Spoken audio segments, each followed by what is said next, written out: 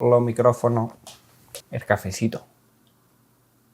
Buenas tardes, camaradas, yo soy Nil Forcada y en esta ocasión os propongo un experimento que tenía muchas ganas de hacer. Se trata de una lectura comentada. En este caso empezaremos con Ana Karenina. Yo he empezado a leer este libro, he ido tomando apuntes y ahora simplemente voy a comentar esos apuntes con vosotros. A medida que vaya leyendo el libro y vaya tomando más apuntes, pues haré más vídeos al respecto.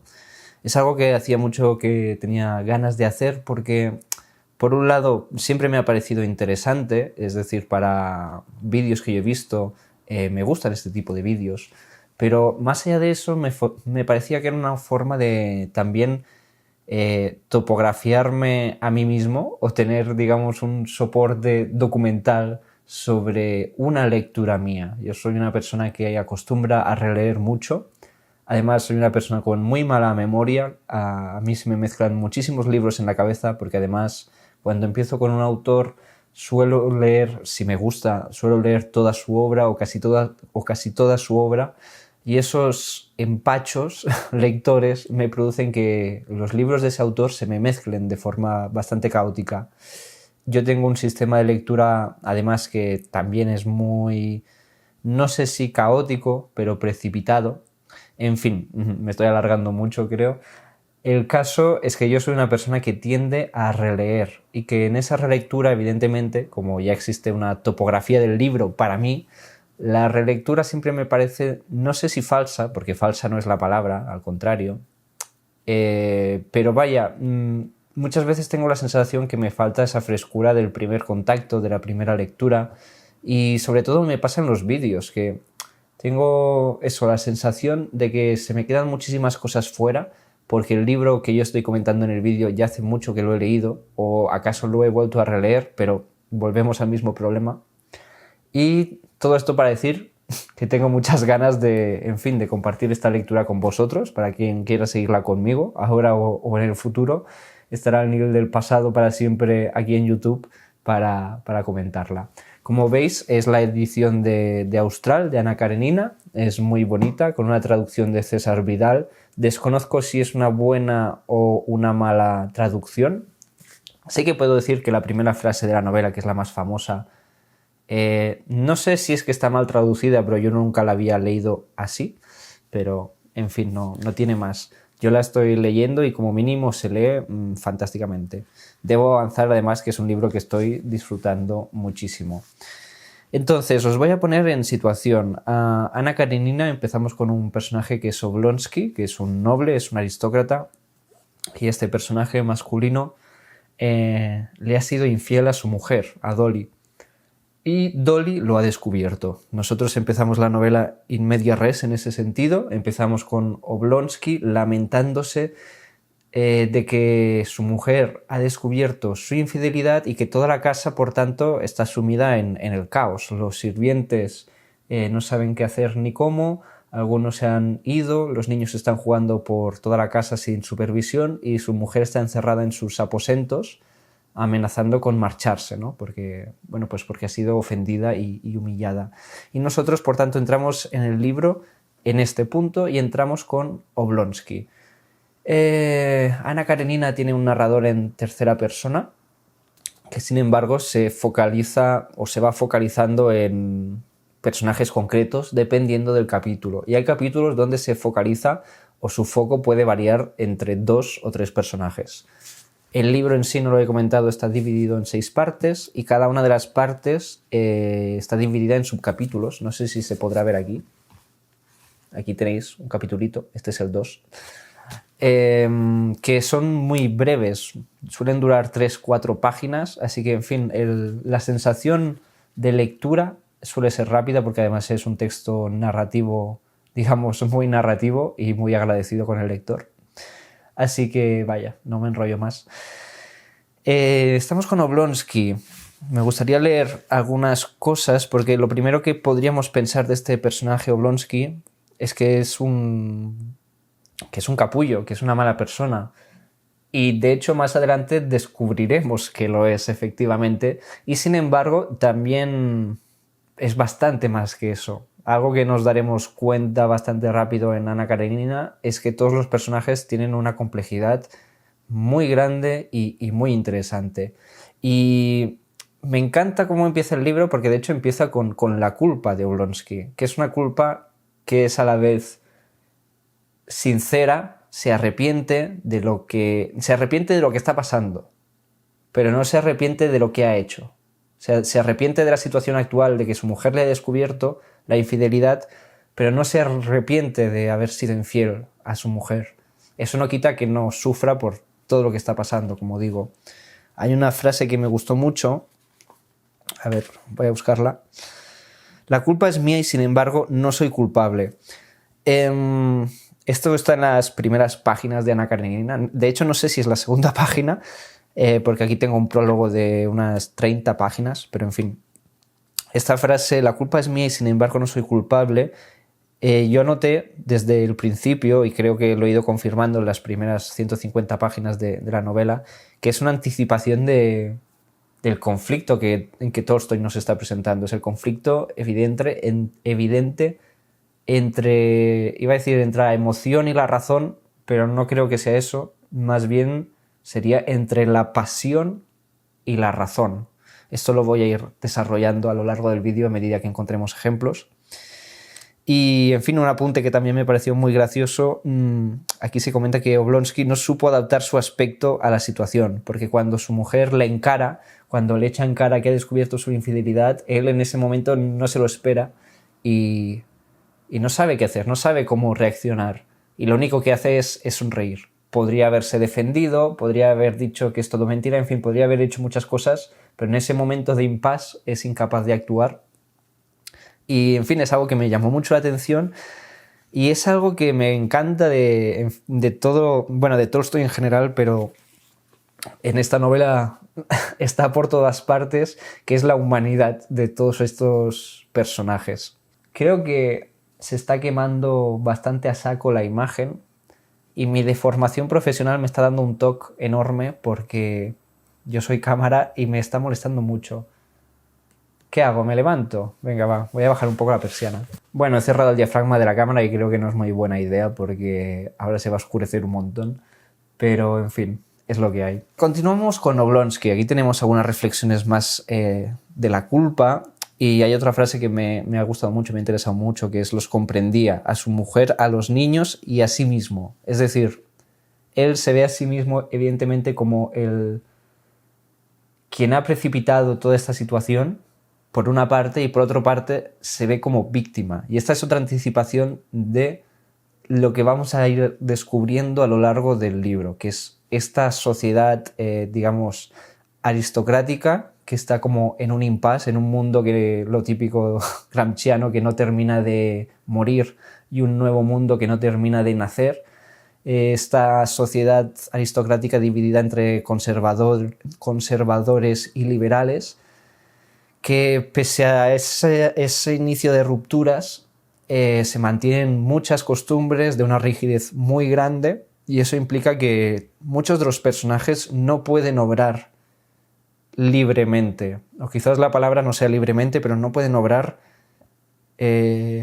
obedeciendo simplemente sus deseos o sus pasiones porque la sociedad se lo impide o porque la sociedad los castiga. En este caso, Oblonsky se ha acostado con la institutriz de francés de sus hijos y lo ha hecho por pura pasión, porque, bueno, después entraremos en esto, y él no puede separarse de su mujer a raíz de ello. Tampoco quiere.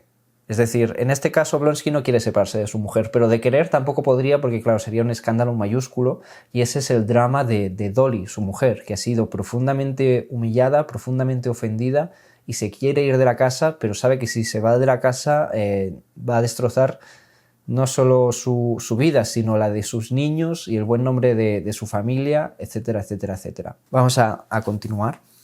A ver. Vale, aquí hay un punto muy, muy interesante que me hizo muchísima gracia. Continuamos con Oblonsky, le vamos siguiendo en estas primeras páginas. Hay un momento que más o menos se comenta la típica frase de Marx de que la religión es el opio del pueblo. No se dice de esa manera, evidentemente, pero vaya, se viene a decir lo mismo. Y hay una ironía de clase muy fina y muy interesante, o al menos a mí me gustó muchísimo, porque hay un momento que se está comentando esto de la religión, que es el opio del pueblo, y de que de algún modo Blonsky está en contra de la religión. Él no es un creyente ni es un practicante, y esas normas esas reglas tan férreas le parece que no conducen a ninguna parte. Y se queja de que, además en las misas, además de que son muy largas, él no acaba de entender por qué se dicen todas esas palabras terribles a las pobres gentes. Es decir, por qué los pobres van a misa y se les habla de forma tan terrible. La frase empieza así, la voy a buscar. Tampoco comprendía por qué se inquietaba a los fieles con tantas palabras terribles y solemnes relativas al otro mundo. Ese es el inicio de la frase. Y claro, yo pensaba cuando empecé a leer esto, vale, no sabe por qué se les dice cosas tan terribles, porque este mundo ya es terrible, entonces ¿para qué vas a añadir más miedo al miedo o más dolor al dolor? Pero no, evidentemente no, porque estamos en el punto de vista de un aristócrata y la frase es esta. Tampoco comprendía por qué se inquietaba a los fieles con tantas palabras terribles y solemnes relativas al otro mundo, cuando en este se podía vivir tan bien y tan a gusto. Claro, la percepción que tiene Oblonsky del mundo no tiene nada que ver con la percepción que tienen los fieles, los campesinos, los trabajadores del mismo mundo, y entonces él no acaba de entender por qué se les dicen esas cosas tan terribles cuando todo es tan genial y tan perfecto. En fin, esto me pareció por parte de Tolstoy una finura muy divertida y muy, muy interesante. Aquí, a fin de cuentas, también se nos está retratando un poco la hipocresía de esta aristocracia que no consigue nunca, bueno, al menos en las páginas que llevo, no consigue nunca ser del todo honesta consigo misma, ¿no? Esta aristocracia se divide en, como ya hemos comentado entre liberales y conservadores, y el conflicto y el choque entre ambos mundos pues está ahí desde un principio.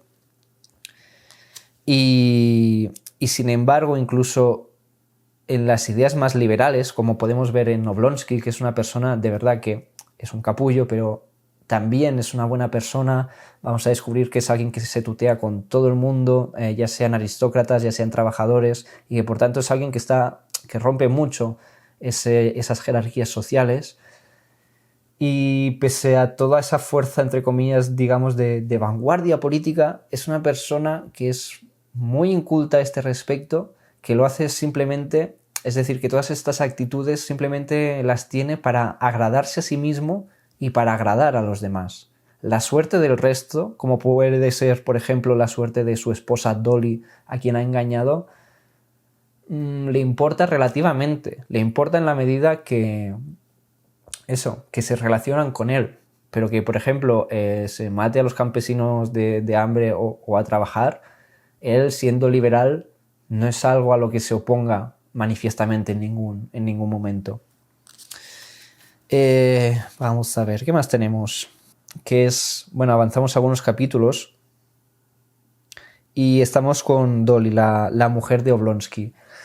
Que está encerrada en su cuarto y está un poco asediada pues, por todo el servicio y su marido que intenta disculparse con ella y en fin, asistimos un poco a su drama personal y tiene una serie de reflexiones más allá de la cuestión que hemos comentado antes social, de que ella no puede separarse sin hundir su buen nombre y hundir el buen nombre de su familia y por tanto el de sus hijos, sino que además de lo que ella se queja, y aquí es donde yo creo que empieza a quedar claro cuál va a ser el eje temático del libro, del viaje que nos propone Tolstoy, de lo que Dolly se queja es de que ella amaba a su marido. Es decir, Dolly no es una cínica, ella se casó por conveniencia en su momento, pero ella se ha entregado a su marido, ella solo ha estado con su marido, ella le amaba, y aquí hay una frase: él le ha sido infiel, Oblonsky le ha sido infiel,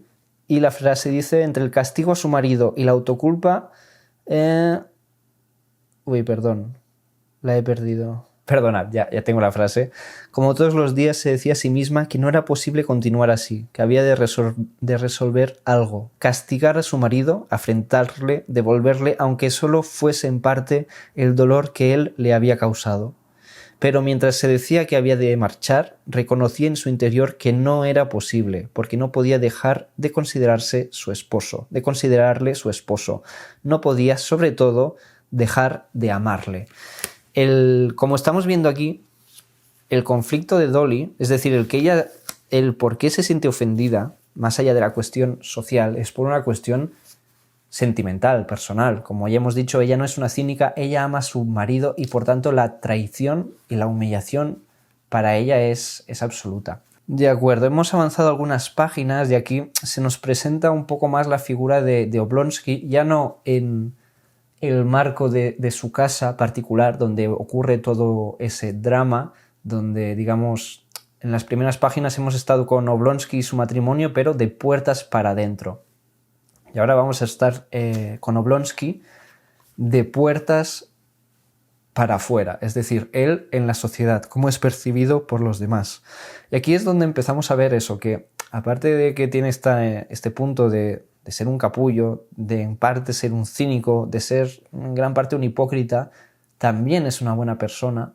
Es una persona que ha llegado a un puesto profesional muy alto, no porque sea bueno en nada, sino porque es un aristócrata y está muy bien relacionado con todo el mundo y no le ha costado nada conseguir ese puesto, y sin embargo su trabajo lo hace bien y lo hace de forma honrada, sin engañar a nadie y considerando bien a todos sus empleados, ¿no? Los tutea a todos, digamos que es alguien que integra a todo el mundo a su alrededor, en vez de estar creando separaciones y jerarquías. En este sentido, y además se nos describe que su principal rasgo es la bondad. Tolstoy lo dice así, pero por todo el contexto que le está dando, y después lo veremos, lo que él quiere decir es que el principal rasgo que le perciben los demás es la bondad. No es que Oblonsky sea bueno como tal, pero sí que es una persona muy simpática, es una persona muy afable, es una persona que le piden ayuda y ayuda a todo el mundo. ¿Eso es ser bueno? Bueno, está por ver. Pero sí, en ese aspecto creo que sí. Lo que pasa que evidentemente después pues, hay toda una serie de cosas, como ya hemos visto y comentado, que hacen que no sean tan bueno. Habrá más cosas más adelante, ya descubriréis, y que añaden ese punto a Oblonsky de ser un capullo. Vale, aquí se nos presenta a otro personaje muy importante. Estamos con Oblonsky en su trabajo, que él trabaja en un tribunal público, y llega un amigo suyo a visitarle, y es alguien que además llega como saltándose todos los protocolos, lo cual ya nos está presentando la naturaleza de este personaje, que es un poco además, funciona un poco por oposición a la de Oblonsky. Este personaje es Levin. Para mí, mentalmente se llama Lenin, porque, claro, Le y In, Rusia, pues yo cada vez que leo su nombre es Lenin, no Levin, pero bueno, el personaje se llama Levin. A diferencia de Oblonsky, es un hombre que trabaja en el campo, no trabaja en la ciudad. Él es un terrateniente que tiene tierras y le gusta la vida que lleva, le gusta vivir en el pueblo, le gusta ocuparse de sus tierras, de sus animales, y eso hace que choque mucho con todo este mundo de la ciudad donde, digamos, todo es mucho menos material y mucho, bueno, todo es muy material, pero además es muy superficial, ¿no? Es donde se da todo este juego aristocrático de las hipocresías, etcétera, etcétera. Y es un juego en el que Levin le cuesta muchísimo entrar y participar y además comprender. Y ya se nos deja clarísimo con la presentación del personaje. Vemos que Levin entra en el tribunal saltándose los protocolos, medio discutiendo con la gente, y Oblonsky lo recibe como un gran amigo y lo sienta pues con sus amigos o conocidos o subordinados que están con él ahí, ¿no? Y Levin de repente se ve en esa reunión cuando él quería ver a su amigo a solas y no sabe cómo desenvolverse en ese ambiente con los otros hombres que le están mirando, y enseguida se vuelve, digamos, maleducado o violento. Violento no, o sea, no hay una violencia física, pero se nos deja clarísimo que él está muy incómodo con eso. Y a este respecto hay una reflexión que de hecho la hace Tolstoy, pero la hace, digamos, desde la cabeza de Oblonsky, que es una reflexión muy interesante. Él plantea que la vida del amigo, que la vida de uno mismo siempre nos parece real, mientras que la vida del amigo siempre nos parece ficticia, ¿no? Levin y Oblonsky son dos personas que se han criado juntas, ambas tienen una educación altísima y sin embargo han escogido caminos completamente distintos, ¿no? Uno es un juez de un tribunal público, bueno, un juez, desconozco si es un juez, pero es como el máximo representante del tribunal público, en un trabajo de oficina donde casi, entre comillas, no hace nada, al menos a ojos de Levin, y el otro es un terrateniente que está ahí con sus tierras, trabajando físicamente y duramente, entre comillas también predicando con el ejemplo. Es decir, han escogido caminos completamente contrarios, y aunque se reconocen por un pasado en común, que esto es algo que voy a volver constantemente a este pasado, y de hecho este elemento temporal, aunque se reconocen en este pasado en común, tienen una divergencia tan grande en el presente que los puentes entre ellos no es que estén rotos, pero forman parte de un tiempo en el que ellos ya no viven. Y por tanto, su amistad no es que sea falsa, pero es una proyección de la amistad que una vez existió. La amistad que ellos tienen ahora está mediada y mediatizada por muchas cosas. Como os digo, Oblonsky considera que la vida real es la suya y que la del amigo es siempre ficticia, ¿no? Es como si su amigo estuviese jugando a vivir. Y Levin, aunque no se nos dice explícitamente, tiene la misma sensación, porque Levin le echa en cara a Oblonsky que él no trabaja, que si de verdad hace algo en su oficina. Es decir, como si lo que estuviera haciendo en el tribunal fuese también falso. Y como ya hemos dicho, Oblonsky sí que trabaja, y hace bien su trabajo y se le reconoce por su trabajo y se le tiene por una persona honrada en ese sentido. El caso es que los amigos quedan de verse porque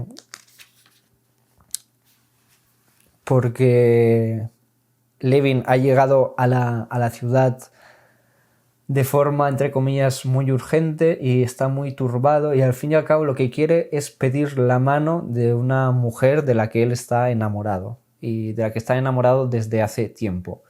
Entonces Levin habla con Oblonsky, se quiere reunir con él para comentarle el asunto y que Oblonsky le dé su opinión sincera a este respecto. En fin, aquí es donde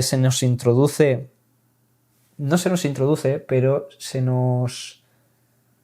nos empieza a dibujar a uno de los personajes fundamentales, que es Kitty, que es la mujer de quien está enamorado Levin. Kitty es una joven de 18 años, justo acaba de ser mayor de edad, Levin tiene 30.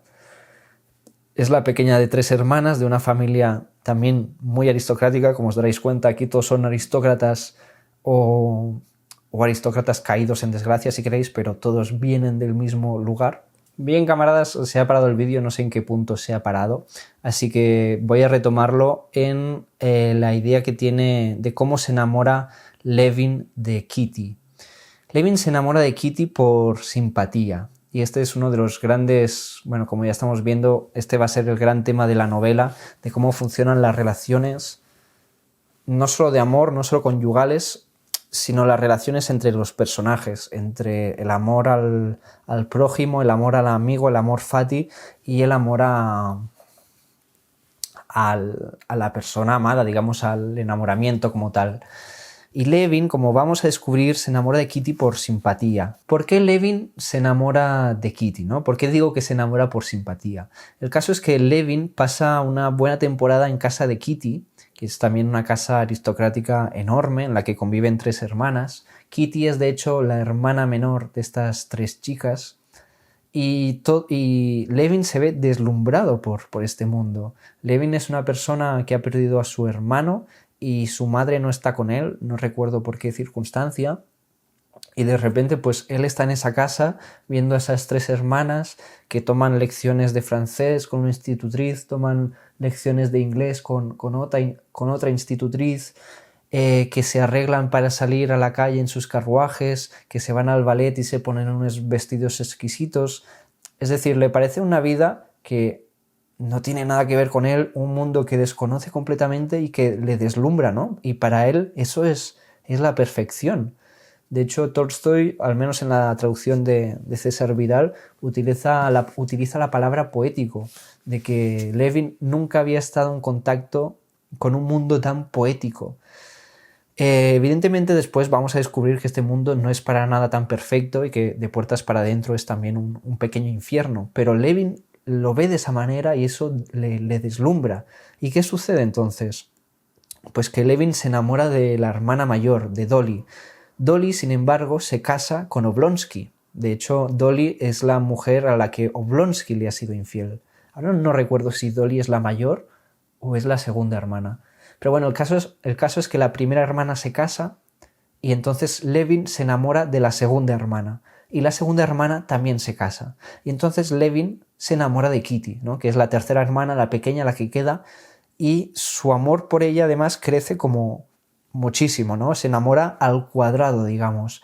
Pero el caso es que Levin, y Tolstoy nos lo deja muy claro desde el principio, no se enamora de Kitty, sino que se enamora de una idea, de este mundo poético, de este mundo perfecto. Levin se está enamorando por simpatía, porque se está enamorando de una fantasía. No se está enamorando de Kitty la persona, se está enamorando del mundo que él asocia con Kitty.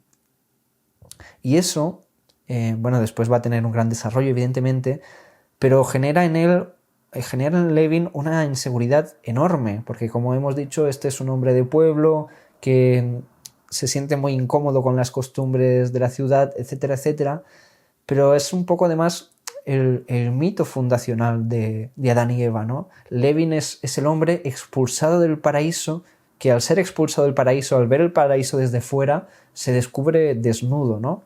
Y en este punto sí que me gustaría leeros una de las frases, es muy corta, es un pequeño párrafo. Es verdad que había oído decir que las mujeres aman a veces a hombres feos y vulgares, pero él no lo podía creer y juzgaba a los demás por sí mismo, que solo era capaz de amar a mujeres bonitas, misteriosas y originales. Claro, ¿cuál es el punto? Pues que Levin, amando a Kitty, se descubre extremadamente feo y siente que él no es merecedor de su amor. Estamos evidentemente ante una idea extremadamente romantizada del amor, donde el hecho de que exista Kitty para Levin significa que todas las mujeres ya no existen, que como vamos a ver es una contraposición muy grande con las ideas de amor que tiene Oblonsky, digamos.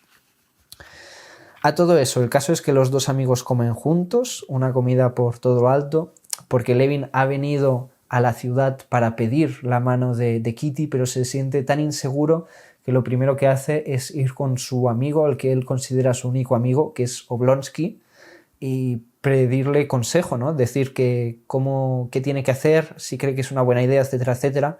Oblonsky, en este momento, después veremos que no es del todo así, pero en este momento Oblonsky le dice que adelante, que pida la mano de Kitty, que todo el mundo piensa que él se va a casar con Kitty, es decir, hace como el papel de buen amigo y le anima a dar ese paso. Ambos comen por todo lo alto, lo altísimo, en fin, en una escena que es un poco delirante porque la gente no es que vaya disfrazada, pero además comen 6 platos, esta gentuza, estos cabrones, que yo lo leía y pensaba, ¿cómo puede ser? O sea, empiezan comiendo ostras, piden 2 o 3 vinos y les van trayendo platos que ascienden a 5 o 6 y yo pensaba, o son platos muy pequeños o les traen platos de verdad y se limitan a picotear porque es imposible comer 6 platos. Es decir, piden carnes, piden roast beef, por ejemplo, no es que pidan una tapita de ensalada. Y bueno, evidentemente hay un contraste porque no se nos dice en ningún momento de forma explícita, pero alrededor de esta gente las cosas no están para tirar cohetes. Sin embargo, ellos viven a lo grande, como estamos viendo. Se me está acabando el café. Bueno, de hecho está helado, ya está frío. El caso, estaba buscando la nota, pero es que no la encuentro. El caso es que Oblonsky y Levin comen juntos y en esta comida Levin le plantea la pedida de mano a Kitty, Oblonsky le anima y Oblonsky entonces le cuenta los problemas con su mujer, ¿no? Él le ha sido infiel a su mujer y no sabe cómo continuar, no sabe cómo proceder, porque él quiere reconciliarse con su mujer. Él, por encima de todo, quiere volver a la paz que tenía en su matrimonio, donde él más o menos hacía lo que le daba la gana y no tenía que ocuparse de nada más. Y esto ahora lo ha perdido al ser descubierto. Y él quiere regresar a ese punto, pero no sabe cómo hacerlo, no sabe cómo conseguir que su mujer le perdone, ¿no? No sabe cómo reconciliarse. Y el punto de Levin, que en este aspecto es un poco radical. Bueno, Levin es bastante radical en casi todo, pero lo que dice es que un poco ¿qué más da? ¿No? Porque Levin tiene esta idea tan romantizada del amor, un amor realmente platónico, como os digo, discuten sobre Platón, donde solo existe Kitty, y por tanto él no se le puede ser infiel a Kitty, y por tanto si le fuera infiel a Kitty, es que Kitty no es Kitty. Así pues, por esta regla de 3, él concluye que si Oblonsky le ha sido infiel a su mujer, es que su mujer no importa, entonces ¿qué más da que le sea infiel o que le perdone o que no le perdone, ¿no? Da igual. Mientras que Oblonsky esa explicación la entiende, pero no le sirve de nada. No le sirve porque eso no arregla su problema ni mucho menos. Y aquí me gustaría hacer hincapié otra vez en lo que he comentado antes, que es el elemento temporal. Porque aunque pueda no parecerlo, aunque parecen extremadamente contrapuestos, y lo son, Levin y Oblonsky, pese a ser contrarios, son un personaje muy parecido. Pero ¿qué ocurre? Que hay entre ellos un elemento temporal distinto. No porque haya una diferencia de edad entre ellos en este caso, sino por una cuestión de experiencia y lo vivido. Levin es una persona que a sus 30 años no se ha casado y se ha entregado al trabajo y a las tierras, etc. Oblonsky es una persona que se casó de muy joven, que tiene un trabajo, entre comillas, sencillo, pero al fin y al cabo un trabajo de oficina, que ha tenido 7 hijos y que ha acabado teniendo amantes. Es decir, sea como sea, Oblonsky ha recorrido una parte del camino de su vida que Levin no ha recorrido. Levin solo lo está vislumbrando, ¿no? Levin se quiere casar con Kitty y quiere casarse con ella con todas sus fuerzas y con todo su corazón, y le parece que eso es, digamos, la cima del mundo. Pero Oblonsky, y aquí está la complejidad, yo creo, de Tolstoy y la profundidad, sobre todo, de Tolstoy, Oblonsky, pese a que nos pueda parecer un capullo y pese a que nos pueda parecer un hipócrita, Oblonsky ya ha pasado por eso. Oblonsky se ha casado con la mujer que él amaba, ha tenido hijos con ella, ha superado esa cima, ¿no?, que a Levin en este momento le parece tan inaccesible. Oblonsky ha superado esto y ha superado, digamos, las cimas sucesivas. El elemento temporal que los separa es el elemento de la experiencia. Porque la experiencia, camaradas, desgasta las cosas. Es decir, lo desgasta todo.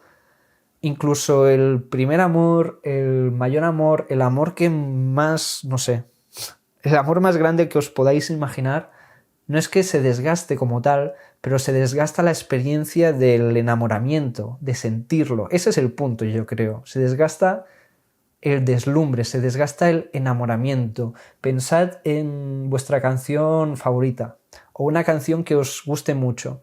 Descubrís esa canción y os la ponéis todos los días, a todas horas, durante una semana, durante 2 semanas, durante 3 semanas. Llegará un momento que vais a ser incapaces de escuchar esa canción. No incapaces porque nos guste, sino porque ya la habéis escuchado tanto que ya está dentro de vosotros esa canción. No necesitáis oírla. Y sin embargo, esa canción se ha convertido en parte de vuestra identidad. Y cuando la escucháis, os reconocéis en ella. Pero ya no existe ese impulso de escucharla a todas horas. Esto es un poco lo que sucede con el amor. Oblonsky está enamorado de su mujer, se empapa de ella, forma parte de él, pero llega un momento que el enamoramiento como tal, que quizás no el amor, pero sí el enamoramiento, el deslumbramiento, se desgasta, se empieza a desgastar y sin embargo él descubre otros deslumbramientos, ¿no? Descubre otros enamoramientos y así es como termina siendo infiel a su esposa con la institutriz de sus hijos. Bien, es decir, en este sentido Oblonsky tiene mucha más experiencia que Levin, porque no es que haya superado la pedida de mano y el posible rechazo, es que ha superado todo lo demás y ha, digamos, vuelto, entre comillas, a la casilla de salida, que es la casilla de salida de enamorarse de una persona, tener relaciones, bueno, relacionarse con ella hasta terminar en esta relación sexual que, entre comillas, consagra sus expectativas románticas. Y es algo que evidentemente Levin no puede ni vislumbrar ni aceptar, al menos en este punto de la novela. Para él solo existe Kitty y como solo existe Kitty, todo lo demás es una inmensa estupidez. Bien, os voy a leer un pequeño párrafo que simplemente refuerza esta idea de cómo Levin vive por este amor ideal y Oblonsky vive por un amor, si queréis, adúltero.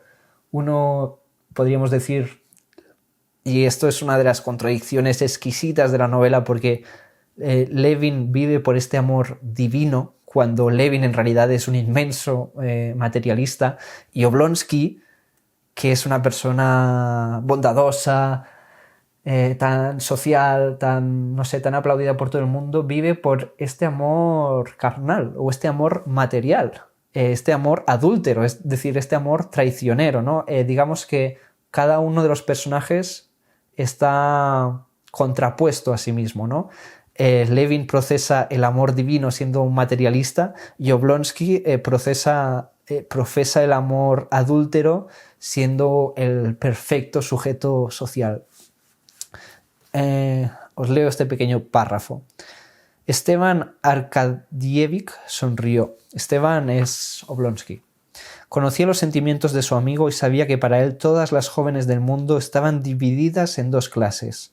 Una compuesta por la generalidad de las mujeres, sujetas a todas las flaquezas, y otra compuesta solo por ella, que no tenía defecto alguno y estaba muy por encima del género humano. Están hablando de Kitty, evidentemente. De acuerdo, esta es la parte de Platón que os quería comentar, que antes no encontraba la nota de cómo los dos amigos discuten sobre Platón y simplemente me remito a lo que he dicho. Ambos, pese a ser contrapuestos, están en puntos temporales distintos de una misma experiencia. Y Oblonsky le replica a Levin. Os voy a leer la réplica porque creo que está muy bien y que, en fin, ilustra bien lo que intento decir. Mira, dijo Esteban Arkadievich, Esteban es Oblonsky, como ya he dicho, tu gran defecto y tu gran cualidad es que eres un hombre entero. Como ese es tu carácter, quisieras que el mundo estuviera compuesto de fenómenos enteros, y en realidad no es así. Tú, por ejemplo, desprecias la actividad social y el trabajo oficial porque quisieras que todo esfuerzo estuviera en relación con su fin, y eso no sucede en la vida. Desearías que la tarea de un hombre tuviera una finalidad, que el amor y la vida matrimonial fueran una misma cosa, y tampoco ocurre así. Toda la diversidad, la hermosura, el encanto de la vida se componen de luces y sombras. Bien, aquí, y otra vez volvemos a tener la genialidad de Tolstoy, un hipócrita y un cínico le está contando a Levin, una buena persona, cómo funciona el mundo. Y se lo está contando no de malas, al contrario, se lo está contando como amigo, como persona que le está tendiendo puentes, que le quiere ayudar y le está diciendo, tú ves las cosas en blanco y negro y las cosas no son ni blancas ni negras, las cosas tienen muchísimos matices. Vale. Antes, disculpad, ya sé por qué no encontraba la nota. Antes de... Ay, madre mía, ya he perdido el punto. Bueno. Antes de la comida de los dos amigos, Levin se va a patinar. Y patinando Bueno, se va a patinar para encontrarse con Kitty, porque él desea con todas sus fuerzas encontrarse con Kitty. Él va al tribunal a ver a Oblonsky, se va a patinar para encontrarse con Kitty y ahí ha quedado con Oblonsky para ir a comer. Entonces, en este encuentro con Kitty, él se siente muy violento, pero él es un gran patinador y consigue acercarse a ella y patinan juntos y de repente se siente extremadamente feliz porque Kitty está patinando con él. Y él trata como de acercársele y de ser medio coqueto, porque ella le pregunta si va a quedarse mucho tiempo en la ciudad y Levin le dice a Kitty que eso depende de ella, ¿no? Y ella de repente entiende lo que está diciendo, que es 18, bueno, Kitty tiene 18 años, pero como vamos a descubrir no es para nada estúpida, ni mucho menos. Y entonces Kitty como que medio se retira. Pero el caso es que Levin continúa manteniendo el contacto con ella en este espacio de la pista de patinaje, etc. Y Kitty nos vamos a ir dando cuenta que es un poco intermitente en sus afectos y respuestas hacia Levin, ¿no? No queda claro hasta qué punto ella está dispuesta o no a este cortejo que además él no sabe ejecutar porque se siente muy, muy incómodo. Como ya hemos dicho, para él las cosas son o blancas o negras y esto, el cortejo como tal, es un juego de grises que él desconoce y le violenta. El caso, este es un apunte narrativo que quería hacer. En este capítulo del patinaje, como estamos con Levin, como ya os he dicho, los capítulos son muy breves y Tolstoy lo que hace es usar un narrador en tercera persona y nos va enfocando en uno de los personajes, por regla general. En este caso del patinaje estamos con Levin, ¿no? Estamos en esta escena en tercera persona y viendo pasar de vez en cuando los pensamientos de Levin. Lo que sucede es que en este capítulo irrumpen un pensamiento de Kitty, que de hecho dice, lo voy a buscar, «Qué muchacho tan simpático», pensaba Kitty, que salía de la caseta con Mademoiselle Linon, mientras seguía a Levin con mirada dulce y acariciante, como si contemplase a un hermano querido. Bien, en este párrafo estamos en la mente de Kitty de forma fugaz. Es el único momento en que aparecen en este capítulo. Y a mí en su momento me pareció no una chapuza, porque no es una chapuza, pero un recurso, digamos, de poca elegancia, ¿no? Porque tú lo estás... O sea, Tolstoy es un escritor como la copa de un pino, evidentemente, ¿no? ¿Yo qué voy a decir? ¿Yo qué voy a replicar a eso? Pero tú te das cuenta que Tolstoy le está haciendo todo con una delicadeza y una elegancia y una precisión febril y de repente, en un capítulo donde tú has estado tan dentro de la mente de Levin, aparece fugazmente la mente de Kitty y después además desaparece.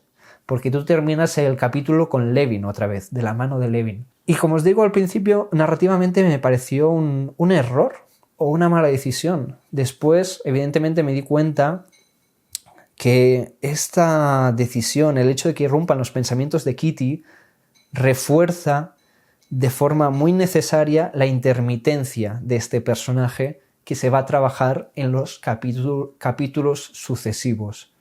Y que de no ser así, de no haber irrumpido los pensamientos de Kitty para el lector en este momento, después nos hubiéramos sentido muy perdidos o traicionados en nuestras expectativas lectoras. De acuerdo, camaradas, como ya hemos comentado, Levin va a buscar a su amigo al tribunal, se va a patinar con Kitty y después va a comer con él, ¿no? Que es lo que ya hemos visto hasta ahora. Después de esta comida viene una parte que me encanta, porque es... Esta parte yo creo que es el puro Tolstoy, es decir, es la esencia de cómo trabaja Tolstoy y la finura con la que trabajaba este hombre la prosa, porque es una finura que no forma parte de la frase en sí, no está en el texto como tal, sino que forma parte de la estructura de la novela. Hasta ahora se nos ha hablado de Kitty. Kitty es, como estáis viendo, realmente el personaje principal, mucho más principal que Ana Karenina, la del título. Se nos ha hablado de Kitty desde distintos puntos de vista, pero también es verdad que ha irrumpido Kitty en esta escena del patinaje y hemos visto fugazmente sus pensamientos, Pero ahora empieza un nuevo capítulo. Y el capítulo, os voy a leer la primera frase. La princesita Kitty Sherbansky tenía 18 años. Así empieza este capítulo, ¿de acuerdo? Entonces, tú como lector enseguida piensas, vale, esta es la presentación de Kitty. Antes hemos estado con Oblonsky dentro de su casa, en su cabeza. Después hemos estado con Dolly dentro de su casa. Dolly es la mujer de Oblonsky. Después hemos estado con Oblonsky en el marco social, en el trabajo y en su cabeza. Hemos estado con Levin y en la cabeza de Levin. Y tú empiezas este párrafo, la princesita Kitty Sherbansky tenía 18 años y dices, vale, ahora voy a estar en la cabeza de Kitty, ¿no? Esto es la presentación de Kitty. Igual que tú me has llevado de la manita con estos personajes, ahora me vas a llevar de la mano de Kitty. Y no.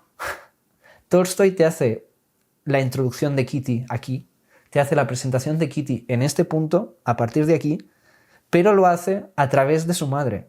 La madre de Kitty está intentando desposarla, es decir, le está buscando un marido. Y por tanto se nos presenta a Kitty como esta moneda de cambio social, ¿no?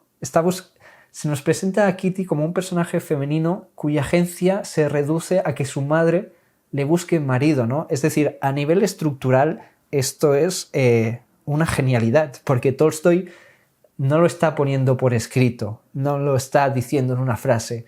Tolstoy te lo está poniendo en la estructura y, en fin, me parece de una fineza precioso, porque además vamos a ver después cómo esto se contrapone con la introducción de Ana Karenina, de quien habla el título de esta novela, y es que es fenomenal, de verdad. El caso es que la madre de Kitty le está buscando marido y a la madre de Kitty no le gusta Levin. No le gusta Levin porque le considera una especie de salvaje, ¿no? Un señor de pueblo que está ahí con sus reses y que es como muy rudo y es muy radical en todo y no encaja pues en las veladas aristocráticas y en las costumbres de palacio, etcétera, etcétera, etcétera. Y en cambio, la madre apuesta por Bronsky, ¿no? Que es este oficial del ejército, que es el otro pretendiente de Kitty, y aquí ya se nos empieza a hablar un poco más de Bronsky, de que es un chaval, un chico muy guapo, muy atento, muy de todo. Digamos que Bronsky es un poco el jugador de rugby, de fútbol americano, ¿no? En un instituto, es como el guaperas y del que todas las mujeres un poco están medio enamoradas. Entonces el proyecto de la madre de Kitty es que Kitty se case con este joven. Lo que ocurre es que Levin acaba de aparecer en la ciudad. Levin había estado durante mucho tiempo, entre comillas, cortejando a Kitty y de repente Levin desapareció, se marchó, porque Levin le entró ese pánico, ¿no? Ese vacío de decir, madre mía, Kitty no me va a aceptar nunca porque yo soy un hombre feo, yo soy un hombre vulgar. Y entonces desapareció, se fue. Y eso alivió mucho a la madre de Kitty porque ella está completamente en contra de que Kitty se case con este hombre y el hecho de que se perdiera de vista, pues evidentemente le gustó, le complació. Y además coincidió que apareció este otro jovencito, Bronsky, que es como todo lo contrario a Levin, y la madre está encantada. Y ella ha estado trabajando en este proyecto de Bronsky para que su hija se case con Bronsky, y el hecho de que ahora reaparezca Levin, pues la preocupa, ¿no? La violenta. Aquí hay otro punto que yo creo que también señala la fineza y la profundidad con la que trabaja Tolstoy, porque todos podríamos pensar, por esto que acabo de decir, que la madre de Kitty es una mala persona, ¿no? Es alguien que está mirando por sus intereses y por el interés social de su familia y no por su hija, y esto no es así. La madre de Kitty está mirando evidentemente por el interés social de su familia y quiere que Kitty tenga no un matrimonio bueno, sino brillante, que esto se explicita en una frase, ahora la tendría que buscar, pero mientras que sus otras dos hermanas han tenido buenos matrimonios, la madre de Kitty se da cuenta que su hija, la más pequeña, es una estrella deslumbrante, más que sus dos hermanas mayores, y que ella, por tanto, puede aspirar a tener un matrimonio no bueno, sino brillante. Y eso es lo que intenta la madre. Pero, sin embargo, también hay una preocupación genuina por su hija. Y aquí se nos presenta otra vez este conflicto de un mundo que no termina de morir frente a un mundo que no termina de nacer, ¿no? Entre liberales y conservadores. La madre de Kitty forma parte, digamos, de las costumbres conservadoras donde los padres casaban a los hijos y se da cuenta que ahora los hijos piensan que son ellas quienes deben escogerse marido, ¿no? Y entonces ella no sabe bien cómo proceder porque, digamos que toda su estructura social no, pero el procedimiento social por el cual ella debía velar por el futuro y el porvenir de su hija ahora se ha desactivado o está en vías de desactivarse. Hay personas que están de acuerdo con ello, hay personas que no, y eso la hace sentir muy, muy desorientada. Os voy a leer una frase que creo que ilustra muy bien esto. Hoy día las jóvenes no se casan ya como antes, decían y pensaban todas aquellas muchachas, y lo malo era que lo pensaban también muchas personas de edad. Sin embargo, ¿cómo se casaban hoy día las jóvenes? Nadie se lo había dicho a la princesa. La costumbre francesa de que los padres de las muchachas decidieran su porvenir era rechazada y criticada. La costumbre inglesa de dejar en plena libertad a las chicas tampoco estaba aceptada ni consideraba posible en la sociedad rusa. La costumbre rusa de organizar las bodas a través de casamenteras era considerada grotesca y todos se reían de ella, incluso la propia princesa. La princesa es la madre de Kitty. Como vemos, ella está atravesada por este mundo que un poco, no es que se caiga a pedazos, pero está empezando a destruirse más rápido de lo que se construye y por tanto está en este impasse que ella no sabe cómo proceder. Ahora bien, hay una frase muy, muy buena que es que, como os digo, la preocupación de la madre por el futuro de su hija es una preocupación genuina y ella quiere que Kitty esté bien y que Kitty sea feliz. Y os voy a leer esta frase. Tampoco podía aceptar que las jóvenes arreglasen su destino por sí mismas. No podía admitirlo, como no podía admitir que se dejase jugar a niños de 5 años con pistolas cargadas. Bien, aquí vemos que la madre no es una hipócrita, que la madre, de hecho, tiene razón. Es decir, tiene razón. No es que tenga razón, no es que nosotros debamos darle la razón a la madre, pero desde su punto de vista, desde la sociedad rusa de ese momento, desde la sociedad aristocrática, tú te casabas una vez y se acabó. Tú tienes una oportunidad de hacerlo bien, ¿vale? Esa es la rigidez de esta sociedad y por tanto eso es una pistola cargada y tú no puedes estar jugando con una pistola cargada. Y Kitty, que es una muchacha de apenas 18 años que está evidentemente, aunque es extremadamente audaz y extremadamente inteligente, es una persona que está despertando al mundo. Volvemos otra vez a ese elemento temporal. La madre de Kitty no está despertando el mundo. Ella tiene una experiencia que de repente se ve desubicada porque el mundo está cambiando muy rápido, pero ella tiene una experiencia y sabe que su hija no tiene la perspectiva suficiente para tomar la mejor decisión y que es una decisión que solo podrá tomar una vez en toda su vida. Me gustó mucho esto porque, como os digo otra vez, se ve la finura de Tolstoy de presentarnos este personaje de la madre que en cualquier otro narrador sería como la madrastra malvada que manipula a la hija, etcétera, etcétera, y aquí no. Aquí tenemos una madre con sus preocupaciones que además integra a ese arquetipo de, digamos, la madrastra malvada también. Después de este capítulo de la madre, vamos al capítulo de Kitty. Ahora sí, se nos ha presentado a Kitty, se nos ha introducido a Kitty a través de la madre, ¿no? Que es quien le busca marido, y ahora sí que vamos al capítulo de Kitty. ¿Cómo lo está viviendo todo esto Kitty? Kitty tiene 2 pretendientes, ¿no? Levin, por un lado, que es este hombre de pueblo, buen hombre, pero radical, que no le gustan las costumbres de la ciudad, y por otro lado tiene Bronsky, ¿no? Que es este oficial militar, tan guapo, tan apuesto, tan encantador, y ella prefiere a Bronsky, aunque sin embargo se explicita, se dice de forma explícita, aunque lo tendría que buscar, que el recuerdo que ella tiene de Levin es muy agradable y que cuando piensa en Levin se siente bien, se siente tranquila, se siente feliz. En cambio, ella está enamorada de Bronsky y cuando piensa en Bronsky se siente inquieta, se siente no desgraciada, pero eso, inquieta, ¿no? Nerviosa. Y se hace ese contraste entre estas dos figuras. Os voy a leer el primer párrafo del capítulo de Kitty, ahora sí.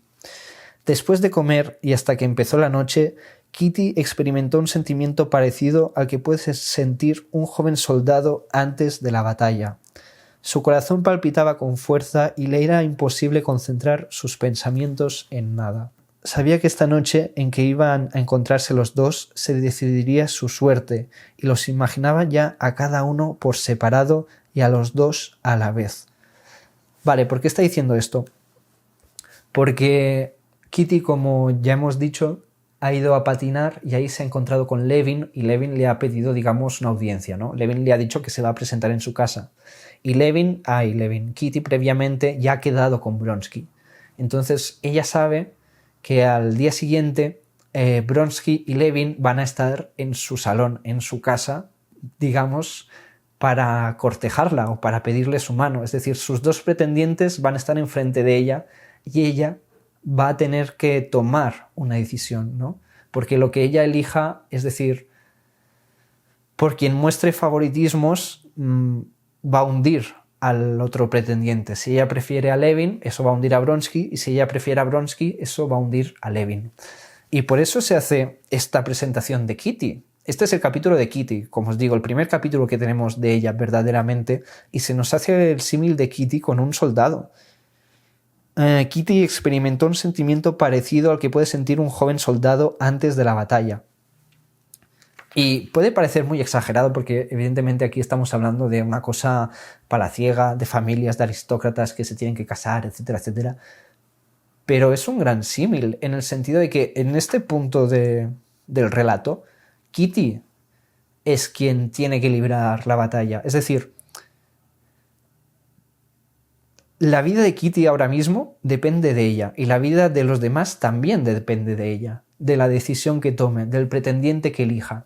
Eso por un lado, pero es que además esta es eso, es una batalla para ella, porque aquí se está dirimiendo su futuro, su porvenir. Si Kitty no se casa con Bronsky, digamos, Bronsky va a seguir siendo un oficial del ejército y va a tener una carrera brillante y va a seguir siendo encantador, etcétera, etcétera. Es decir, la figura y la vida de Bronsky no se va a ver alterada, más allá de que se pueda sentir mal. Levin es una persona, es un terrateniente de pueblo que trabaja muchísimo y que tiene una hacienda, etcétera, etcétera. Pero si Kitty le rechaza, Levin va a seguir siendo un terrateniente y va a seguir teniendo su hacienda. El caso, pues, es que ambos hombres, tome la decisión que tome Kitty, van a mantener su agencia, ¿no? Van a poder seguir obrando como ellos deseen y van a seguir manteniendo sus recursos. Este no es el caso de Kitty. Aquí volvemos a la cuestión social. Ella como mujer debe escoger a uno de los dos y su vida se va a transformar radicalmente en caso de tomar una decisión u otra. No solo se va a transformar, digamos, sentimentalmente y románticamente, que es algo que quizás le preocupa más a ella o se nos dice de forma más explícita que le preocupa, sino que todo su porvenir va a depender de esa decisión. Ella no va a tener hacienda, ella no va a tener carrera militar, ella no va a tener nada. Lo que vaya a tener va a depender del hombre que escoja. Y esa es la batalla de Kitty. Después de todo esto, nos vamos al día siguiente, cuando hay esta reunión social. Kitty está sola en su casa y Levin llega muy temprano, porque, como ya hemos comentado, la intención de Levin es pedir la mano de Kitty, ¿no? Pedirle que sea su esposa.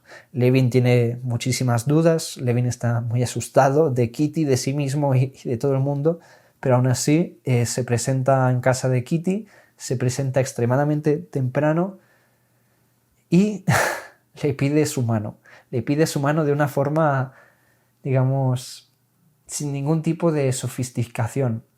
Kitty además es muy inteligente y se da cuenta enseguida de lo que va a ocurrir, ¿no? Porque ella se está arreglando, sus padres aún no están, entonces es como de mala educación que alguien se presente tan temprano y solo se presentaría a alguien que quiera estar a solas con ella. Y Levin viene y se presenta tan temprano porque quiere estar a solas con ella, y entonces Kitty sabe que le va a pedir matrimonio y enseguida hay como una turbación muy grande, porque Levin le pide matrimonio, Kitty se siente como muy, ¿cómo se llama? Me sale en catalán, afalagada, adorada no, pero bueno, le complace mucho esa petición, ¿no? Y quiere decirle que sí porque se siente como muy complacida, pero a la vez ella dice estar enamorada de Vronsky y rechaza a Levin. Me encanta cómo está llevada esta escena, porque a nivel de prosa, de escritura del texto, es como una escena muy seca, donde Levin le dice, ¿quieres ser mi esposa? Y Kitty le dice, eso no es posible. Entonces se quedan así como muy incómodos y se acaba la escena, ¿no? Bueno, me gusta muchísimo. Evidentemente, otros narradores, o incluso yo, o quien fuera, estaríamos como cerditos revolcándonos en el barro de los sentimientos de estos dos personajes. Tolstoy nos presenta esta situación, nos presenta el diálogo, nos presenta la conclusión, fuera, se acabó la escena. El caso es que Kitty rechaza a Levin y Levin, humillado, se dispone a irse, pero justo entonces llega una amiga de Kitty, bueno, justo llega la madre de Kitty, entonces Levin se ve obligado a quedarse por educación. Cuando se va a marchar otra vez, llega una amiga de Kitty que Levin detesta, pero entonces otra vez por educación se ve obligado a quedarse, ¿no? Y entonces llega Vronsky, que es como el rival de Levin, y Levin otra vez por educación se ve obligado a quedarse. Me gusta mucho cómo lo lleva Tolstoy. Más adelante vamos a ver que Vronsky es un poco un Oblonsky joven, ¿no? en el sentido que es un cínico, de que es bastante capullo.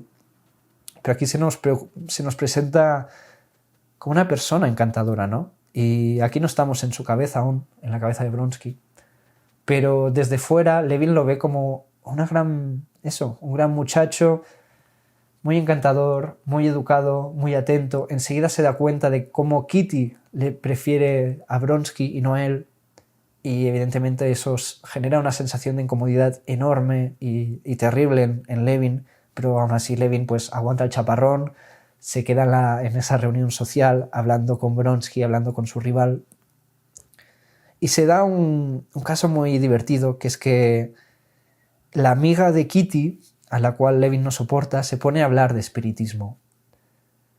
Y Levin, que es un materialista, como ya hemos comentado, pese a que sea un fervoroso creyente del amor platónico y divino, Levin es un materialista absoluto. Entonces está completamente en contra del espiritismo, ¿no? Dice que todo eso son patrañas. Y bueno, hay toda una serie de reflexiones sociales en cuanto a los campesinos y las supersticiones, pero Levin considera que el espiritismo son patrañas. Y sin embargo, aquí vuelve a estar otra vez la sutil poesía de Tolstoy.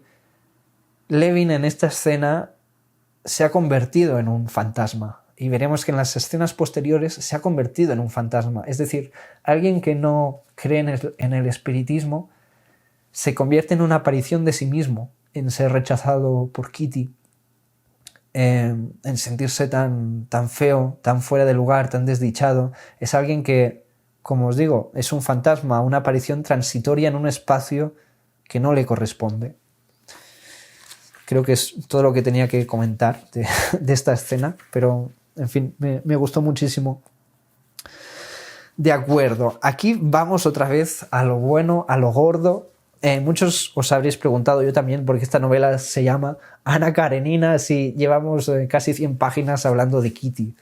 Aquí, a continuación, se nos presenta al personaje de Ana Karenina. Antes ya se nos ha mencionado, de forma, digamos, muy por encima, porque Oblonsky, el hombre que le ha sido infiel a su mujer, con el que hemos empezado la novela, ha contactado con su hermana, creo que es la hermana o es la prima. Juraría que es la hermana de Oblonsky. Bueno, Ana Karenina es la hermana de Oblonsky y es una mujer a la que todo el mundo respeta mucho porque es una gran dama de San Petersburgo, es preciosa, es una persona que se la considera, en fin, muy inteligente y muy afable, y Oblonsky, viendo que su vida matrimonial se está desmoronando, pues le pide ayuda a Ana Karenina para que convenza a su mujer, ¿no? De que no le deje, de que se quede en casa con él. Y esto se nos comenta en varios pasajes al inicio de la novela. El caso es que ahora Oblonsky va a buscar a Ana Karenina, ¿no? A la estación de trenes. ¿Y quién va con Oblonsky? Va Brodsky, el oficial del ejército y el pretendiente de Kitty, por el cual Kitty ha rechazado a Levin.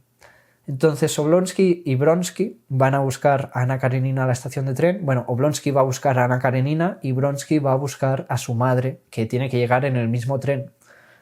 Y ambas mujeres, la madre y Ana Karenina, han venido en el mismo vagón. Aquí volvemos a estar ante la absoluta finura de Tolstoy, que es una finura, digamos, otra vez, no del texto, no de la prosa como tal, sino estructural. Es una finura narrativa excelente. Hemos dicho que a Kitty se nos la presenta a través de la madre, ¿no? Nosotros parece que vamos a tener el capítulo de Kitty y no, es el capítulo de la madre que está urdiendo de casamentera de Kitty, ¿no? Que nos presenta prácticamente a Kitty como una moneda de intercambio social. Aquí tenemos la presentación de Ana Karenina y, sin embargo, ¿dónde estamos? En la cabeza de Bronsky. Todos sabemos que Ana Karenina, la novela de Tolstoy, es la novela sobre una adúltera, que es Ana Karenina. Y por tanto, todos somos capaces de imaginar cuando llegamos a este punto que evidentemente el amante de Ana Karenina va a ser Bronsky. Y otra vez volvemos a estar ante el mismo paradigma que Kitty. No se nos presenta a Ana Karenina con agencia, no.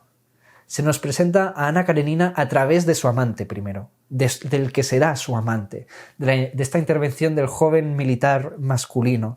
Otra vez, Tolstoy lo que está haciendo es desplazar en la presentación del personaje la agencia de este personaje, sustituyéndola por la agencia social. En este caso, no de la casamentera, no de la madre que está buscando un marido para su pobre hija joven, sino la agencia social de un joven bravucón que es un oficial del ejército, que es muy guapo y que es muy encantador y que va a decidir que le interesa mucho esta mujer, ¿no? como presa sexual prácticamente, o como amante si queremos, ¿no? No estoy negando el amor que pueda haber entre Ana Karenina y Bronsky.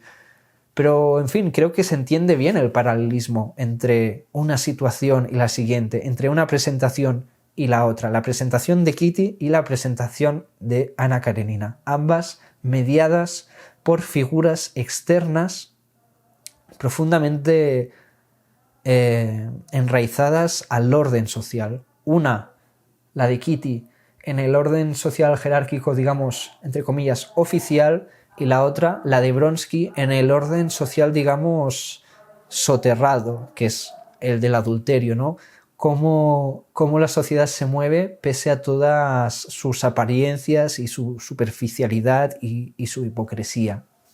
Y en esta escena, en la estación de trenes, sucede una tragedia, que es que un hombre muere de forma brutal, ¿no? Es atravesado por un tren. Es un hombre que se dedica a cambiar las agujas de las vías, perdonad, y no se sabe si es que se queda dormido o es que está borracho, pero se queda en mitad de una vía, un tren pasa y lo rompe, ¿no? Lo mata de forma brutal, lo parte en dos. Esto da pie a dos cosas. Por un lado, se nos refuerza el cinismo de Bronsky, porque este personaje, como ya he comentado, lo que no sé si ha quedado grabado o no, es que es un joven que desprecia profundamente a su madre y solo finge adorarla. Pero cuando ocurre esta tragedia, Bronsky descubre que este hombre, el muerto, se supone que ha dejado a una viuda y 7 hijos, y que estos 7 hijos no van a tener ningún sustento porque el hombre ha muerto brutalmente, iba a decir asesinado, el hombre ha muerto brutalmente atropellado. Entonces Bronsky regala 200 rublos, que es un montón de dinero, a la viuda de este señor. Pero lo hace enfrente de Ana Karenina, es decir, para apuntarse un tanto delante de ella, ¿no? Para, digamos, parecer galán, parecer comprometido, parecer, en fin, para parecer, ¿no? Para aparentar. Estamos frente a una hipocresía más que evidente y un cinismo más que evidente, me parece a mí. Entonces, este hecho, por un lado, apuntala al carácter cínico de Bronsky, pero narrativamente también le sirve a Tolstói, y aquí volvemos a su finura narrativa, para proyectarnos lo que va a suceder en el futuro, es decir, para anticipar lo que va a ocurrir en la novela. Estamos en Anna Karenina, una novela extremadamente famosa que lleva el título de una mujer que es una mujer adúltera. Y como todas las mujeres adúlteras, en la literatura decimonónica, esta mujer, Anna Karenina, va a terminar suicidándose. Eso no es un spoiler, señores, lo siento. Yo no he leído el libro y no sé en qué condiciones va a suceder, pero lo sé yo y lo sabe todo el mundo que, en fin, haya leído un poco que Anna Karenina se suicida. Y respecto a la muerte de este hombre en las vías del tren, se despliega un debate que otra vez vuelve a tener el elemento temporal como núcleo, que es que hay dos hombres discutiendo qué es mejor, si morir de forma instantánea o agonizar, ¿no? Este hombre ha muerto de forma instantánea y de forma brutal. Os voy a leer la frase si la encuentro. Ha sido una muerte horrible, decía un señor. Parece que el tren le partió en dos. Yo creo, por el contrario, que ha sido la mejor, la muerte, puesto que ha sido instantánea, opinó otro. ¿Quién va a ser partido en dos en esta novela? ¿Quién va a debatirse entre la agonía o la muerte instantánea? Evidentemente, este hombre muerto en el tren es el pretexto que Tolstói está utilizando para proyectar lo que va a ocurrir con Anna Karenina, porque se nos presenta el personaje de Anna Karenina y evidentemente se nos presenta inmediatamente se nos presenta esta muerte y este debate. En fin, la cosa avanza. Anna Karenina, como os he comentado, llega para de algún modo reconciliar a su hermano Blonsky con su mujer por el tema de la infidelidad. Y Anna Karenina se reúne con Dolly, ¿no? Con la mujer de Oblonsky. Y Dolly al principio está como reacia porque no quiere ser consolada, digamos, de forma superficial por nadie. No quiere humillarse más. Lo que quiere es marcharse y que la dejen en paz, aunque ella no se decide a marcharse porque no encuentra la forma de hacerlo, no encuentra la forma de solucionarlo. Aquí volvemos a estar en el factor temporal, porque Anna Karenina tiene una conversación con Dolly, una conversación en apariencia muy franca, donde Anna Karenina empatiza mucho con Dolly y ella pues se acaba sincerando, ¿no?, con Anna Karenina. Y volvemos a la cuestión temporal, porque como ya he comentado al principio de todo el libro, Dolly sí que ama a su marido, al marido que le ha sido infiel. Y Dolly se da cuenta, os lo voy a leer después, que en su amor, el hecho de ella haberse entregado a su marido no es que la haya desvirtuado, sino que la ha consumido. A diferencia de Oblonsky, ella, el amor por su marido, su entrega, su compromiso, la ha consumido en vez de renacerla, entre comillas, como ha sucedido con Oblonsky. Oblonsky ha cumplido un ciclo que es: me enamoro de una persona, la cortejo, consigo relacionarme con ella, me caso con ella, tengo hijos con ella, esta persona forma parte de mi vida, de mi identidad, de quién soy, pero la experiencia del enamoramiento se desgasta y entonces yo me enamoro de otra persona. Esto no ha sucedido con su mujer, con Dolly. Dolly se casó con su marido, se enamoró de él, se entregó a él y como mujer se entregó a lo que se esperaba de ella, que es tener hijos, que es ocuparse de la casa, ocuparse del servicio, etcétera, etcétera. Y eso la ha consumido y ella se ha entregado a ese, entre comillas, a ese sacrificio por amor, porque lo quería hacer por amor a su marido. Pero se da cuenta que mientras que Oblonsky sigue siendo un hombre, si queréis, maduro, pero extremadamente atractivo y que, bueno, tiene una aventura, en fin, que está como aún, si queréis, entre comillas, en el mercado, ella está completamente fuera. Ella acaba de ser brutalmente humillada y acaba de perder su... Bueno, no la acaba de perder. no tiene capacidad ni agencia para reincorporarse a ese mercado ni social ni romántico. Os lo voy a leer. Está aquí hablando Dolly y está hablando de la mujer con la que le ha sido infiel su marido. Ella es joven y guapa, continuó. ¿No comprendes, Ana? Mi juventud se ha disipado. ¿Y cómo? En servicio de él y de sus hijos. Le he servido consumiéndome en ello, y ahora a él le es más agradable una mujer joven, aunque sea una cualquiera. Seguramente que ellos hablarían de mí, o tal vez no, y en este caso es todavía peor. ¿Comprendes? Está muy bien retratado. Yo creo que es lo único que puedo decir, que está muy bien retratado, como lo hace Tolstoy, porque recordemos que además el auténtico drama de este personaje es que ama a su marido, que ha sido traicionada por su marido, que quiere irse pero no puede irse, y eso va a desembocar quizás en una reacción absurda, o lo que a nosotros nos parecería absurda, pero que tiene mucho sentido. Ya llegaremos a ello después. Vale, en el marco de esta conversación se da una cosa muy interesante, que es que Ana Karenina le plantea a Dolly que perdone a su marido. Otra vez volvemos a la anticipación. Estamos leyendo Ana Karenina de Tolstoy, la novela sobre una adúltera que se llama Ana Karenina. Y Ana Karenina le está planteando a Dolly, que es la mujer ofendida, si puede perdonar a su marido. Evidentemente esto es una anticipación narrativa. Ana Karenina le va a ser infiel a su propio marido y tendremos que ver si el marido de Ana Karenina le perdona o no. Pero Tolstoy, con mucha finura, otra vez estructuralmente hablando, está generando un contraste por un lado y una anticipación por otro. Ahora bien, respecto a este perdón hay una cuestión interesante, que es que os lo voy a leer. A ver, bueno, os lo voy a leer si consigo sacar la notita. Están hablando de la posibilidad de perdonar al marido. Dice Dolly, ¿y si se repitiera? No lo creo posible, responde Ana Karenina. ¿Le habrías perdonado tú? Pregunta Dolly. No sé, no puedo juzgar, responde Ana Karenina. Pongo las acotaciones porque en el diálogo no están, pero creo que si no vais a entender el diálogo.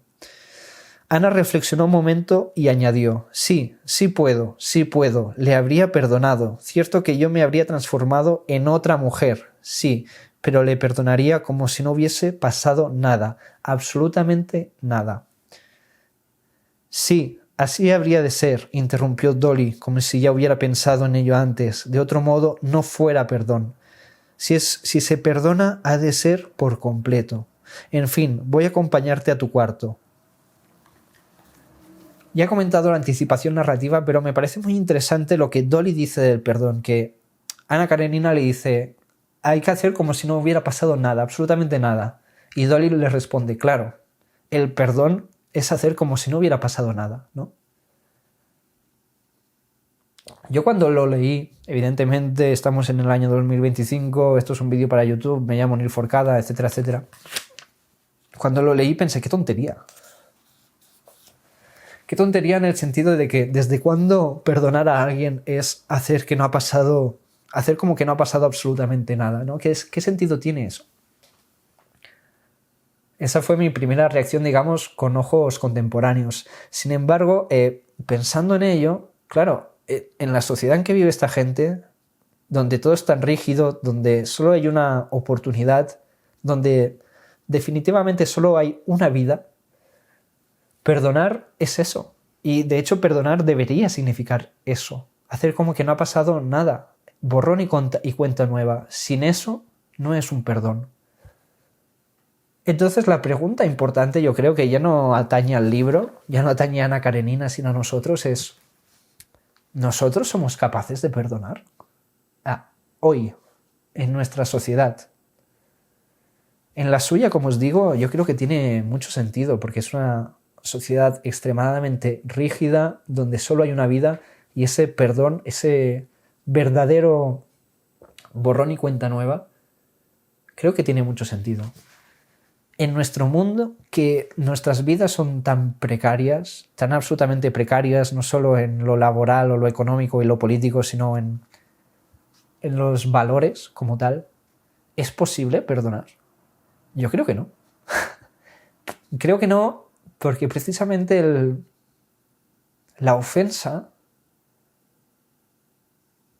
nos ancla a quien somos. Es decir, estamos viviendo, me da la sensación, en un mundo donde la ofensa es uno de los elementos que genera nuestra identidad. Si a mí me ofende que la gente sea racista, esto me convierte en una persona concreta. No sé si me estoy explicando, ¿no? En un antirracista, por ejemplo, pero ya me está definiendo. Entonces, yo no puedo perdonar a los racistas, porque el que yo perdone a un racista, al racismo, está socavando mi identidad. No sé si acabo de explicarme. Me da la sensación que en nuestro mundo, a diferencia de sí que necesitamos profundamente la ofensa y necesitamos profundamente la culpa para definirnos. Que de hecho la ofensa, el sentirnos ofendidos, es una forma de escapar de la culpa, ¿no? Eso creo que es evidente. Pero que en nuestro mundo terriblemente precario y terriblemente frenético, pienso que no somos capaces de perdonar y que, de hecho, el no perdonar nos define. No sé si para bien o para mal, imagino que para mal, pero bueno, es una reflexión que me surgió leyendo este libro. Voy a continuar. De acuerdo, después de esto, y es que esto es genial, es otra vez Tolstoy y siendo un genio, Kitty, bueno, Ana Karenina ha tenido esta conversación con Dolly, la mujer de Oblonsky, y consigue convencer a Dolly más o menos para que se reconcilie con su marido. Por la noche, Dolly se reúne con su marido para reconciliarse, digamos, y a todo esto también viene Kitty a la casa, ¿no? Y cenan Kitty con Ana Karenina, con los niños, con Oblonsky y con Dolly. Y mientras que Dolly y Oblonsky se retiran como a su alcoba, a su cuarto, a su gabinete, para hablar de sus cosas, de su reconciliación, a la que nosotros como lectores no acudimos, no estamos ahí, nosotros nos quedamos en el comedor porque nos quedamos con Ana Karenina y Kitty. Hay un eje que une a estas dos mujeres, un eje evidente, que es Bronsky, ¿no? Bronsky es el pretendiente de Kitty y es el pretendiente que ha escogido Kitty y por el cual ha rechazado a Levin. Pero Bronsky se ha quedado prendido de Ana Karenina y Ana Karenina se ha quedado prendida de Bronsky. Y Ana Karenina sabe que Bronsky es el pretendiente de Kitty, porque se lo ha dicho su hermano. Así que, para empezar, hay este nexo de unión entre estas dos mujeres. Pero otra vez, y no me cansaré de repetirlo, y quizás estoy haciendo una lectura equívoca porque es algo que yo ahora mismo, por cuestiones que no tienen que ver con el libro, tengo muy presente. Entre estas dos mujeres hay un elemento, otra vez, temporal muy fuerte. Porque Ana Karenina y Kitty son el mismo personaje. Ya sé que un experto en Tolstoy me va a matar seguramente, o alguien que sepa de literatura, y no yo, me va a matar. Pero yo me atrevo de verdad a hacer esta afirmación. Ana Karenina y Kitty son el mismo personaje, ahora bien, separadas por un elemento temporal. Ana Karenina es una mujer de la altísima sociedad, es una gran dama de San Petersburgo. Ana Karenina es la mujer que ha conseguido ese matrimonio brillante, que es lo que está buscando la madre de Kitty para su hija. Entonces, Ana Karenina es la Kitty del futuro, si queréis. Y eso establece entre ellas un contraste muy grande, ¿no? Mientras que Kitty lo ve todo con una ingenuidad y una inteligencia, digamos, fulgurante, pero aún infantil, Ana Karenina lo ve todo con una distancia y un cinismo que lo hacen bastante más complejo. De acuerdo, camaradas, vamos a seguir hablando de este binomio de Ana Karenina y Kitty próximamente, pero me está saltando un indicativo en la cámara de que se va a acabar la batería. El vídeo creo que ya se ha pausado 4 o 5 veces. No sé si esto va a durar 2 horas o 3 o lo que sea, pero sea como sea, nos veremos en el próximo vídeo cuando consiga cargar la cámara. Muchas gracias a todos. Si te ha gustado este vídeo, ayúdanos a crecer. Comparte el vídeo, déjanos un comentario o suscríbete al canal.